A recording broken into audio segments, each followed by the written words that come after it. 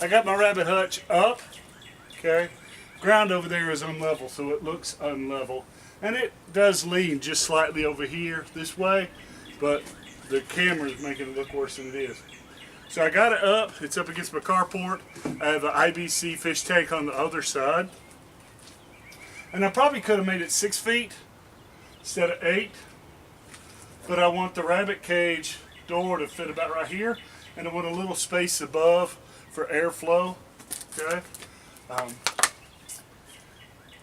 Painting it on thin, it made it, you know, it didn't peel off, it didn't crumble up, it did mix well, but it was such a thin coat it's kind of floppy. But since it went all the way through and there was no air spots, I got up on the ladder and put a thicker mix on top.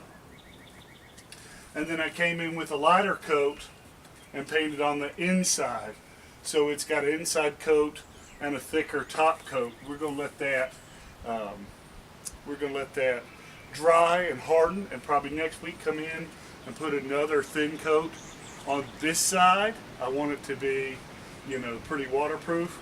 And I'm having a hard time finding more sheets at the Goodwill that are big enough to span this 8 feet, because I want to come down to here, and then on the corners have them come up so it all scoops to right here, so I can put a bucket and it will all funnel into a bucket, all the poop, and I can stand outside and easily just scrape it with a rake or a brush or something, because I don't want back here filled up with rabbit feces. But anyway, I'm pretty happy with it.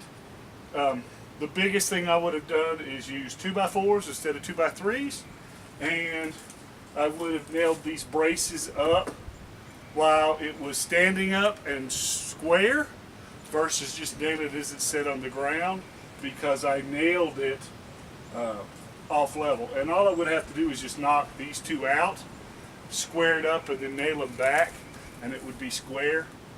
But with my cement drying the way it is, I don't think I'm going to mess with it, because this is just a rabbit hutch.